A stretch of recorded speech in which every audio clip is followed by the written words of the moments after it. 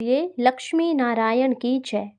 एक फिर से आने वाला है जहां आत्मा शुद्ध होती है, पापों का नाश होता है और भगवान विष्णु की कृपा अनंत होती है। आज मैं आपको बताऊंगी कि इस वर्ष की योगिनी एकादशी का क्या महत्व है। आखिर योगिनी एकादशी कब करनी है, व्रत की विधि क्या है, शुभ मुहूर्त क्या है, पारण का समय क्या है और ब्रह्म मुहूर्त व सूर्योदय कब होगा। शास्त्रों में कहा गया है कि एकादशी उपवास से 88,000 ब्राह्मणों को भोजन कराने का पुण्य फल मिलता है।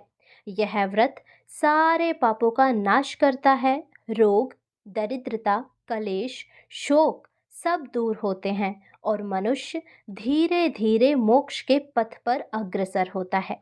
विशेषकर योगिनी एकादशी तो अद्भुत फलदायिनी है। इस व्रत का पालन करने वाले को तीनों लोकों में पूजनीय स्थान प्राप्त होता है। भविष्य पुराण में कहा गया है कि जिसने योगिनी एकादशी का व्रत विधि पूर्वक किया, उसके समस्त पाप नष्ट हो जाते हैं और उसे अंत में भगवान विष्णु के धाम में स्थान प्राप्त होता है। कहते हैं जिसने इस व्रत को कर लिया, उसके करोड़ों जन्मों के दोष कट जाते हैं। तो आइए जानते हैं कि ये परम दुर्लभ व्रत किस तिथि को है। इस वर्ष योगिनी एकादशी का पावन व्रत पड़ रहा है 21 जून शनिवार को। एकादशी तिथि का प्रारंभ होगा 21 जून की सुबह 7:18 से और इस तिथि का समापन होगा 22 जून की सुबह 4:27। लेकिन शास्त्रों के अनुसार व्रत और पूजन उदया तिथि के अनुसार ही मान्य होती है, इसीलिए इस व्रत को 21 जून को ही किया जाएगा। इस दिन ब्रह्म मुहूर्त का समय और सूर्य उदय का समय क्या रहेगा, आइए जानते हैं।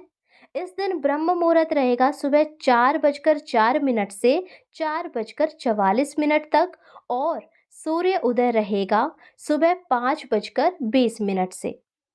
इसी समय उठकर यानी कि ब्रह्म मुहूर्त के समय उठकर भगवान श्री हरि विष्णु का स्मरण करें, गंगा जल मिश्रित जल से स्नान करें, शुद्ध वस्त्र धारण करें और व्रत का संकल्प लें। ओम विष्णवे नमः। मैं योगिनी एकादशी का व्रत कर रहा हूँ या कर रही हूँ, ऐसा संकल्प लेकर अपना व्रत शुरू करें। तुलसी पत्र, फल, धूप, दीप भगवान को अर्पित करें और ओम नमो भगवते वासुदेवाय मंत्र का कम से कम 108 बार जप करें और तुलसी जी के समीप बैठकर हरे कृष्ण महामंत्र, जो कि मंत्र है हरे कृष्णा कृष्ण कृष्ण हरे हरे, हरे राम राम राम हरे हरे, इस मंत्र का जितना हो सके वहां पर बैठकर यानी कि तुलसी जी के पास बैठकर जप करें। पूरे दिन व्रत की विधि। पूरे दिन मन, वचन, कर्म से पवित्र रहें, फलाहार करें, जल या दूध ग्रहण कर सकते हैं। यदि सामर्थ्य हो तो निर्जल व्रत का भी पालन करें। दूसरों को भोजन कराना, दान देना विशेष पुण्यकारी होता है। रात्रि में भजन कीर्तन करें, कथा सुने और यदि संभव हो तो रात्रि जागरण करें, जिससे पुण्य और अधिक बढ़ जाता है।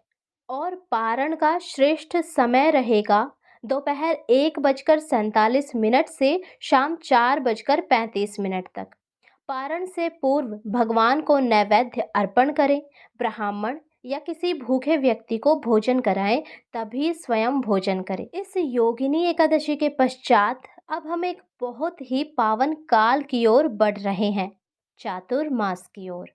चातुर्मास यानी वह 4 मास का विशेष काल जब स्वयं भगवान श्री हरि विष्णु क्षीर सागर में योग निद्रा में चले जाते हैं। आषाढ़ शुक्ल एकादशी से चातुर्मास का प्रारंभ होगा, जो कार्तिक शुक्ल एकादशी तक चलेगा।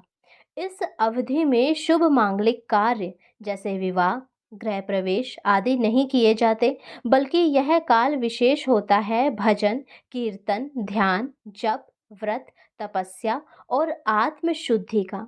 यह 4 मास मन, वचन और कर्म से शुद्ध बनने का सुंदर अवसर होता है। जो भक्त इस अवधि में व्रत, नियम, संयम से रहता है, उन्हें सहस्त्र गुना फल प्राप्त होता है। कहते हैं कि इस काल में किया गया एक छोटा सा जप भी करोड़ों पुण्य प्रदान करता है। इसीलिए योगिनी एकादशी के बाद हर भक्त के जीवन में एक नई साधना यात्रा का प्रारंभ होता है। तो आइए इस योगिनी एकादशी के शुभ अवसर पर हम सभी भगवान श्री हरि के चरणों में प्रणाम करें, व्रत, जप, ध्यान से अपने जीवन को सफल बनाएं और चतुर्मास के लिए स्वयं को पवित्र एवं तैयार करें। परमपिता श्री हरि विष्णु की असीम कृपा सदा हम सभी पर बनी रहे। ओम विष्णवे नमः। ओम नारायणाय नमः। यदि आपको ये वीडियो और हमारे द्वारा दी गई जानकारी अच्छी लगी हो तो हमारे चैनल को सब्सक्राइब करें और ऐसी ही नई सूचना, नए व्रत की जानकारी, कथा के लिए हमारे चैनल को सब्सक्राइब कर बेल आइकन ज़रूर दबाएं, ताकि जब भी हम वीडियो डालें उसका नोटिफिकेशन आपको समय पर मिले और आप कोई भी वीडियो मिस ना करें। और कमेंट बॉक्स में श्री लक्ष्मी नारायण की जय लिखना ना भूलें।